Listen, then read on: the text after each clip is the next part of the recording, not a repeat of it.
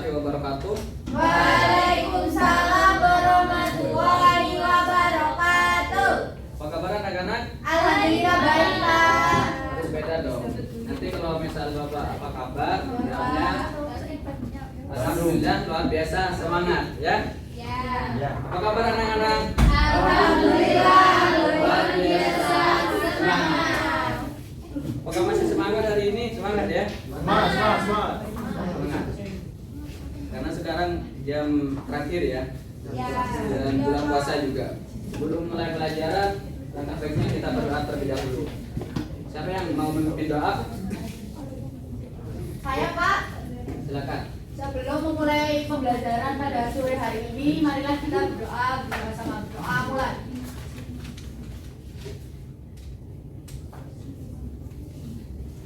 Doa sampai. Nah, selanjutnya sebelum mulai pelajaran biar fokus, kita gimana kalau es krim dahulu? Boleh, Pak. Oke, nanti triknya gini ya. Jadi kalau Bapak tepuk tangan, jadi kalian nanti tepuk tangan ya. Misal Bapak bilang tepuk 3 kali, langsung tepuk 3 kali. Tapi kalau misal Bapak gak bilang tepuk, itu gak usah tepuk ya. Ya. Silakan tepuk 3 kali. Tepuk 3 kali. 3 kali. Nah, itu gak fokus. Oh iya. Pak, boleh Pak. Ulang lagi ya. Ya. Tepuk 2 kali. Tepuk 3 kali. 2 kali. Nah, gak fokus. Bukan, Pak. Maju, Pak. Gak apa-apa. Bapak langsung mulai ya. Karena jamnya gak mendukung. Dan sekarang juga bulan puasa, jadi kita percepat aja ya. Iya. Nah, di sini Bapak akan menyampaikan materi tentang pemasaran barang dan jasa. Nah, tujuan pembelajaran hari ini peserta didik mampu memahami pengertian pemasaran. Peserta didik mampu, yang kedua peserta didik mampu memahami ruang lingkup pemasaran. Yang ketiga, peserta didik mampu mengidentifikasi STP marketing.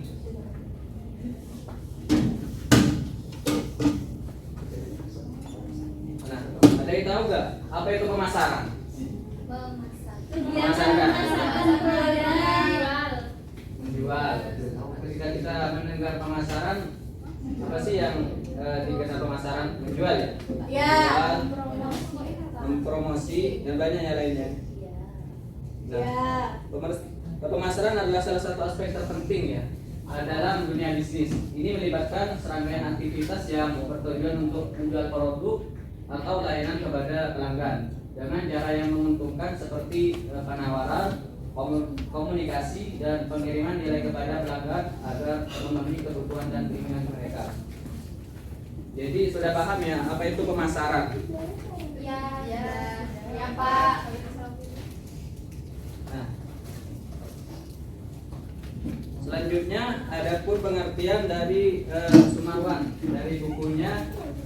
Pemasaran adalah satu proses bagaimana mengidentifikasi kebutuhan konsumen, kemudian memproduksi barang atau jasa tersebut sehingga terjadi transaksi atau penukaran antara produsen dengan konsumen. Nah, itu penjelasan dari Sumarwan ya dari bukunya. Nah, selanjutnya masuk ke materi ruang lingkup pemasaran. Di sini pemasaran melibatkan sebagai proses dalam tahapan pelaksanaannya, di mana produsen harus mencari pembeli dan mengidentifikasi apa yang terjadi kebutuhan mereka, merancang produk dan jasa sebaik mungkinnya, menetapkan harga atas produk atau jasa tersebut, mempromosikan dan kemudian mengirimkannya ke pasar. Jadi kalau misal kita tuh mau berbisnis, kita harus pahami terlebih dahulu ya apa itu pemasarannya. Nah, selanjutnya kalau misal kita mau bisnis, apa yang dipasarkan anak-anak? Apa? Kalau misal kita mau bisnis, apa yang dipasarkan? Barang atau jasa? Banyak ya. Nah, ini contohnya ada barang, jasa, acara, orang di sini bukan jual orang ya. Jual. Kan sekarang tuh banyak. Apa tuh? Jual orang. Banyak. Properti dan organisasi. Barang sendiri kayak makanan atau kuliner itu ya, kayak HP, jam dan produk lainnya. Dan jasa misal seperti pelayanan, jasa editor, pinjol dan ojol. Siapa di sini yang terjerat pinjol? Pernah nggak? Alhamdulillah belum Pak. Belum. Yang kedua, Jangan dong. Pak belum. Tempatnya cinta. Enggak Pak. juga. Yang kedua, acara seperti pertunjukan seni, acara olahraga dan sebagainya. Sini orang seperti artis, musisi, CEO, dokter dan pengacara. Properti sendiri yaitu jual beli properti atau investasi. Yang organisasi sendiri seperti universitas, lembaga dan organisasi lainnya. Jadi kalian kalau misal mau berbisnis harus tahu terlebih dahulu ya anak-anak, bisnis kalian itu tentang apa. Karena dari masing-masing pemasaran di sini berbeda dari strateginya, kayak barang, jasa, acara ini berbeda ya. Gimana kita cara memasarkannya?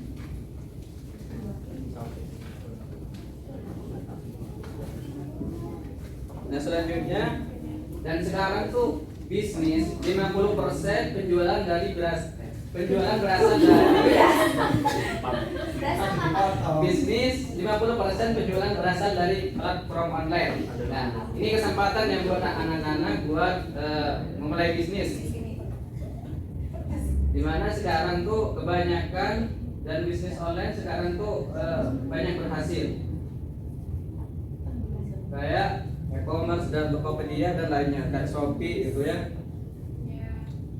Jadi yang namanya bisnis, dan sekarang tuh kalau misal memulai bisnis tidak harus mendapatkan kayak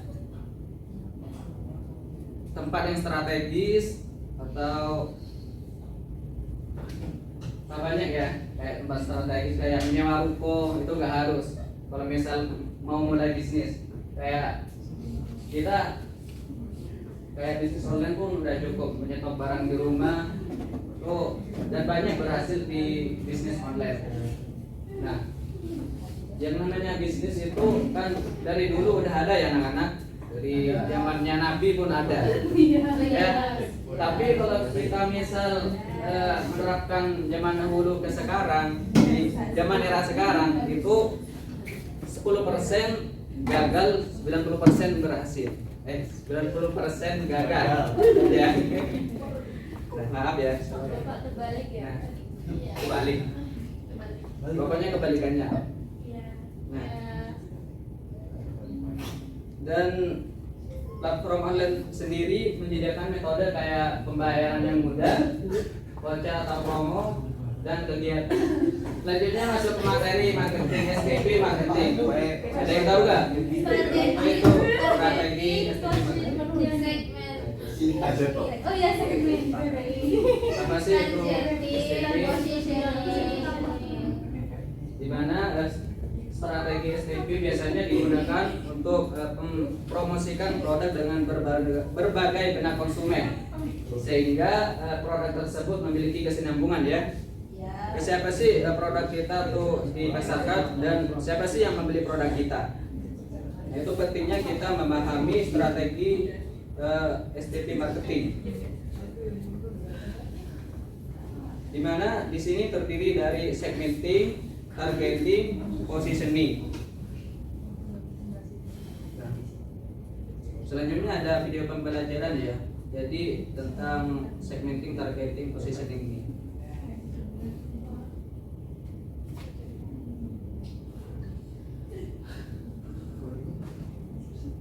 Kali ini kita akan mengenal strategi pemasaran Sudah hari STP. anak-anak. Tapi strategi STP pada dasarnya digunakan untuk mempromosikan suatu merek dalam benak konsumen sedemikian rupa sehingga merek tersebut memiliki keunggulan kompetitif yang berkesinambungan. Lantas, apa saja sih ketiga komponen tersebut? Berikut penjelasannya. Segmenting atau pengelompokan. Hal pertama yang Anda harus lakukan adalah segmenting, yaitu Anda harus mampu mengelompokkan pengguna produk Anda dengan berdasarkan pada usia, tempat tinggal, penghasilan, gaya hidup, atau bagaimana cara customer menggunakan produk Anda. Setiap segmen memiliki karakteristik dan perilaku yang berbeda-beda. Akan tetapi, tidak sedikit customer yang memiliki persamaan karakteristik, maka disebut sebagai variabel. Dan setiap variabel tersebut mengandung unsur yang nantinya dapat digunakan untuk menyusun proses segmentasi pasar. Number 2. Targeting. Anda harus memutuskan untuk memilih dari kelompok-kelompok segmen produk Anda untuk dijadikan target market atau skala prioritas. Anda harus melakukan beberapa proses survei terlebih dahulu untuk memudahkan Anda mengetahui kondisi pasar. Agar proses strategi pemasaran SDP tidak salah sasaran, sebaiknya proses survei dilakukan tidak hanya sekali, tetapi beberapa kali hanya untuk memastikan hasil survei sesuai dengan harapan.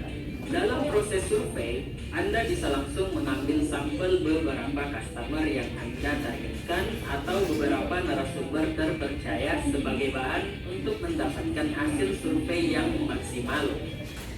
Number 3. Positioning. Anda harus mampu menjelaskan posisi produk Anda kepada customer. Maksudnya posisi adalah lebih kepada penempatan produk Anda bila disandarkan dengan produk pesaing atau kompetitor. Apa saja yang menjadi keunggulan maupun perbedaan antara produk Anda dengan produk pesaing atau kompetitor.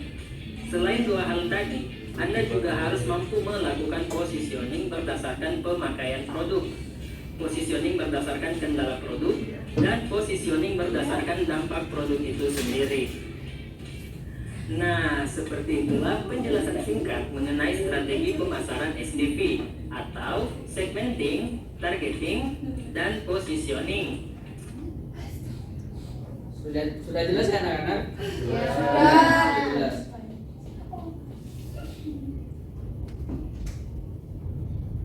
Selanjutnya Bapak mengambil contoh TP marketing dari teh pucuk. Siapa sih yang nggak tahu teh pucuk kan? Tahu semuanya? Saya Baru tahu. Nah, di sini segmentasinya dari demografis, geografis, psikografis. Geografis sendiri, teh pucuk harus bisa dikonsumsi semua kalangan jenis kelamin dan usia, baik wanita ataupun pria. Setiap kalangan usia juga bisa mengkonsumsi kecuali usia bayi. Geografisnya, teh pucuk harum ditunjukkan untuk semua wilayah Indonesia, baik yang berada di perkotaan maupun di pedesaan. Cocok diminum saat cuaca panas atau terik. Nah, selanjutnya psikografis, teh pucuk harum ditunjukkan untuk ke kalangan kelas sosial menengah ke bawah. Jadi market teh pucuk sendiri itu luas ya, lumayan luas. Kalau misal kita tuh kayak beli apa di luar pasti ketemu teh pucuk, kayak toko kelontong, toko apa, ada teh pucuk di sana. Karena market pasarnya luas, beda sama Starbucks. Itu tergantung lokasinya, nggak semua di toko ada. Nah, itu kita tuh pentingnya memahami STP marketing. Nah, targetingnya kalangan semua usia kecuali bayi, dengan membidik ketika sedang kelelahan pada saat di jalan atau di luar, atau setelah selesai beraktivitas maupun berolahraga. Positioningnya, teh pucuk harum juga membuat iklan, animasi ulat berbicara bahasa Indonesia, memakan pucuk daun teh menghibur para konsumen. Di sini ada atau videonya ya, video iklannya. Pucuk.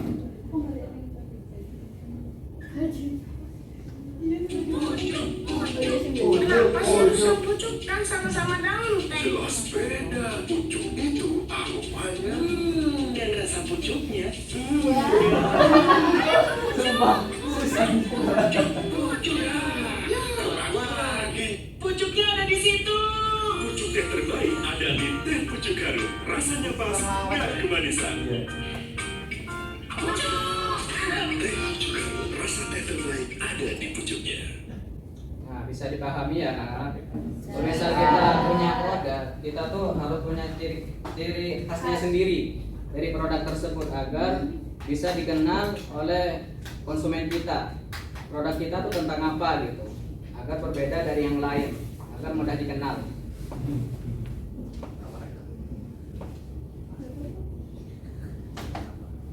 Yang selanjutnya, Bapak ada tugas, ya. Ini berbentuk kelompok, silahkan dibagi kelompok. Ada 4 kelompok ya, nanti bisa presentasi ke depan. Waktunya 20 menit. Ini Pak. Aja. Katanya perbulan kan? Nah, silakan dibagi kelompoknya ya. Sudah Pak ini Pak. Sudah Pak. Iya, Cuk. Ini wis terang. Wis.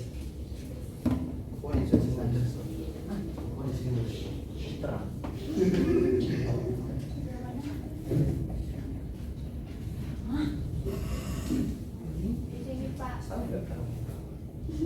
Satu kelompok berapa? Terserah ya anggotanya.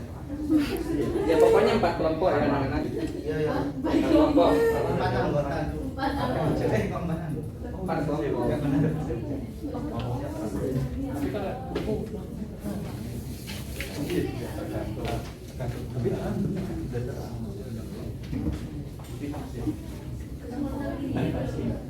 Silakan dikerjakan nanti presentasi. Sudah Pak.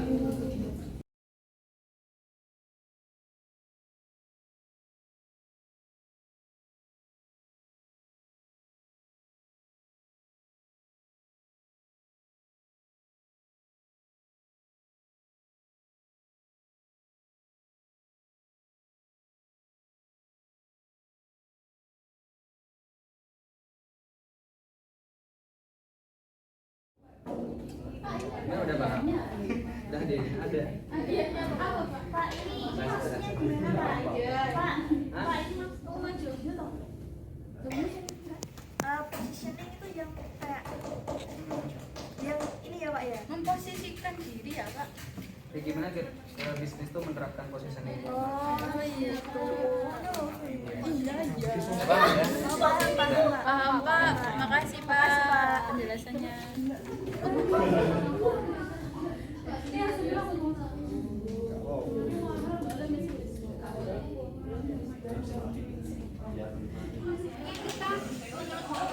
Bahasanya kita sendiri gitu Biar ya. rasanya sendiri. Jadi materinya sudah dijelaskan tadi. Sudah ya, udah jelas ya. Itu kelompoknya. Iya.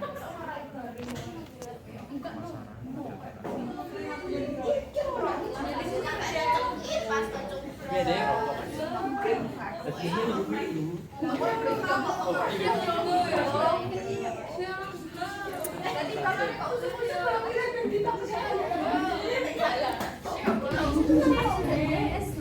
Udah Pak. Udah ya anak-anak. Iya Pak. Kita gimana kita?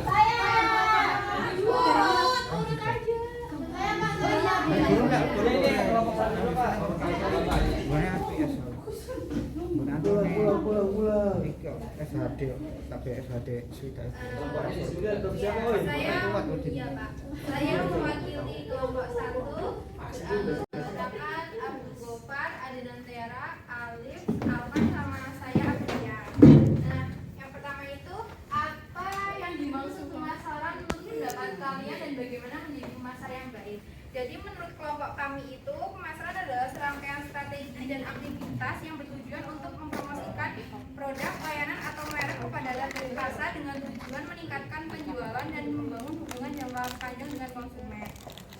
Untuk menjadi seorang pemasar yang baik, yaitu dengan melibatkan pemahaman mendalam tentang kebutuhan dan keinginan pelanggan, kemampuan untuk mengidentifikasi peluang pasar, kreativitas dalam mengembangkan kampanye pemasaran yang efektif, serta kemampuan untuk menganalisis dan mengevaluasi kinerja pemasaran. Sudah. Sudah. Betul ya. Tadi kelompoknya berapa orang? Ada 6. Ada 6. 5. 10 apa, Pak? 6 Pak. 6. 6.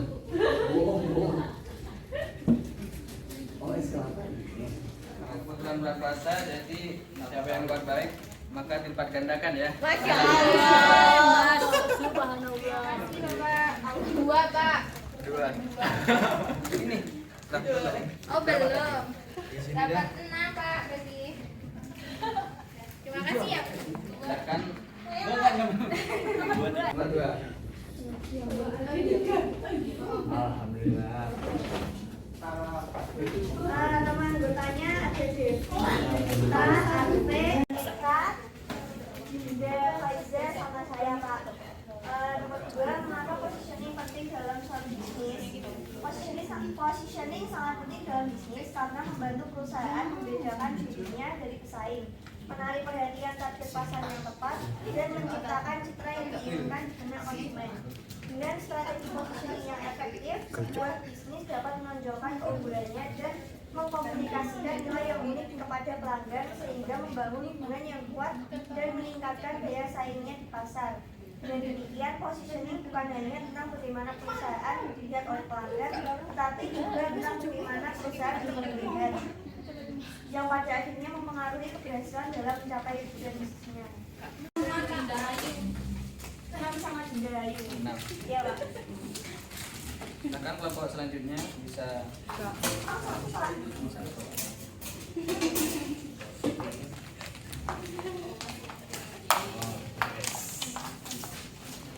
Saya menjawab soal nomor 3 bahwa sejumlah manfaat dari melakukan strategi. Jadi memiliki manfaat signifikan bagi perusahaan dalam mencapai tujuan pemasaran mereka. Pertama, segmentasi membantu dalam pemahaman yang lebih baik tentang pasar dengan membaginya menjadi kelompok-kelompok yang lebih kecil dan mudah dikelola. Kedua, targeting memungkinkan perusahaan untuk fokus pada segmen pasar yang paling menjanjikan, meningkatkan efisien penggunaan sumber daya dan meningkatkan aktivitas komunikasi pemasaran. Yang ketiga, posisi membantu perusahaan membedakan dirinya dari pesaing dengan cara menarik bagi konsumen target, memungkinkan mereka untuk membangun citra merek yang kuat dan relevan di pasar. Dengan menerapkan strategi STP dengan baik, perusahaan dapat meningkatkan daya saing, meningkatkan loyalitas konsumen dan mencapai pertumbuhan yang berkelanjutan. Ya Pak? Sudah. Ya. Kelompoknya tadi berapa, Pak? 6 Pak. 6 orang. Ya. Pak, ini matanya. Loh, sakit Mbak. Amin. Di sini udah selesai kok. Ya. Yeay. Maka kita jam terakhir anak-anak. Iya Pak. Pantus ngantuk Pak. Ngantuk ya? 6 Pak. Iya, sabar. Sabar dong, sabar. Terima kasih Pak, nggak dapat tambahan Pak. Enggak dong, enggak. Tambahan kis. Terima kasih banyak Pak. Silakan. Kami tambahin apa? Bapaknya pilih kasih. Kenapa nggak kita tambahkan lagi? Kamu terlalu. Segmentasi, targeting, dan positioning yang efektif dan efisien memerlukan beberapa langkah penting. Pertama, identifikasi dan analisis pasar untuk memahami kebutuhan, preferensi, dan perilaku konsumen secara menyeluruh. Langkah kedua adalah segmentasi pasar, di mana pasar dibagi menjadi kelompok-kelompok yang homogen berdasarkan karakteristik seperti demografi, perilaku, atau geografi. Setelah itu, tentukan target pasar yang paling menjanjikan dengan mempertimbangkan potensi pertumbuhan aksesibilitas dan kesesuaian dengan tujuan bisnis atau layanan Anda dibandingkan dengan pesaing. Dengan mengikuti langkah-langkah ini secara sistematis dapat mengembangkan STP pasar yang efektif dan efisien yang dapat membantu mencapai kesuksesan bisnis. Sudah Pak. Ini kelompoknya berapa? 6.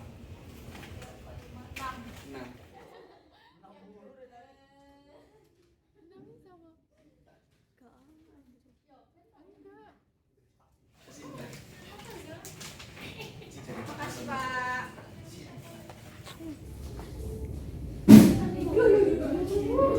Oh, Ini ada tugas untuk minggu depan ya anak-anak, yaitu analisis produk.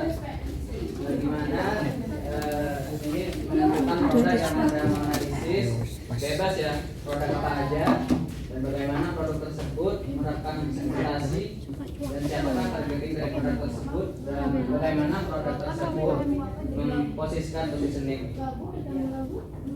Sudah paham? Sudah.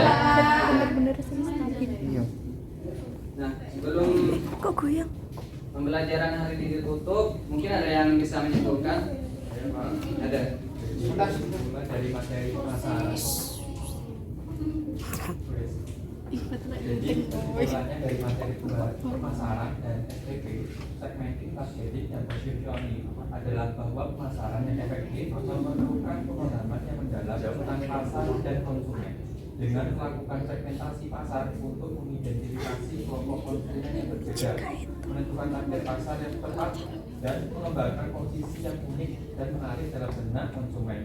Perusahaan dapat mencapai keunggulan kompetitif dan memenuhi keunikan adalah bahwa pemasaran yang efektif memerlukan pemahaman yang mendalam tentang pasar dan konsumen dengan melakukan segmentasi pasar untuk mengidentifikasi kelompok konsumen yang berbeda, menentukan target pasar yang tepat, dan mengembangkan posisi yang unik dan menarik dalam benak konsumen. Perusahaan dapat mencapai keunggulan kompetitif dan memenuhi kebutuhan pasar dengan lebih baik. Sudah paham ya anak-anak? Pelajaran hari ini sudah paham ya? Jadi saya akan tutup ya pelajaran hari ini. Kurang lebihnya mohon maaf. Wassalamualaikum warahmatullahi wabarakatuh. Waalaikumsalam warahmatullahi wabarakatuh.